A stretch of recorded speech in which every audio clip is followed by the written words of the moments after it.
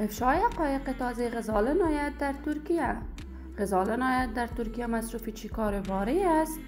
آیا با واقعیت غزال نایت نامزد شده است؟ شوهر اول غزال نایت کی بود و اکنون در کجاست؟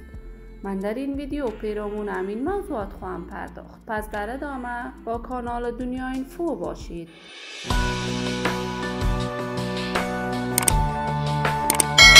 سلام، شما را خوش آمدید میگم به یکی دیگر از ویدیوهای جذاب کانال ما. برای حمایت از من علامت سابسکرایب را فشار بدید تا از ویدیوهای دیگر کانال من هم آگاه شوید.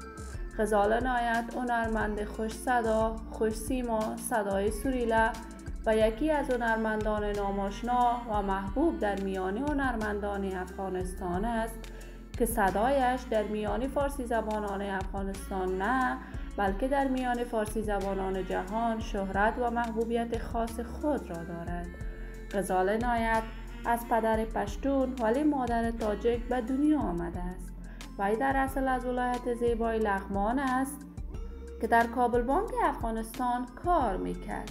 وی بعد از فروپاشی این بانک با خانواده‌اش به کشور کانادا رفت و اکنون در کشور کانادا و کارهای هنری خود سرعت بخشیده است و سفرهای بیشماری به کشورهای اروپایی داشته است.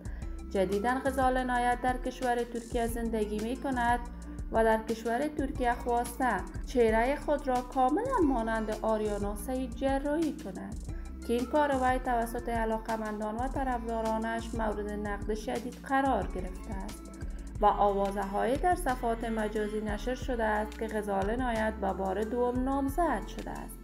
ولی تاکنون درباره حقیقت این ماجرا غزال نایت در صفحات مجازیش چیزی بیان نکرده است. هرچند غزال نایت با رجا رایش هنرمند دیگر کشور ما ازدواج کرده بود ولی این ازدواج ناموفق بوده است و اکنون از شوهرش رجا رایش جدا شده است. من آرزوی کامیابی، سلامتی و موفقیت برای تمامی جوانان کشور خود از بارگاه عزت منان خواهانم. دوستان نهایت عزیز، شما هم نظریاتتان را در بخش کامنت با من شریک بسازید.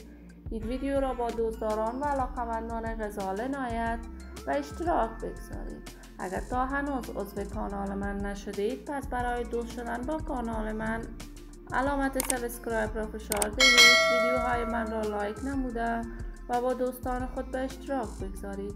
سلامتی شما نازنینان آرزوی من است. تا درودی دیگر، بدرود.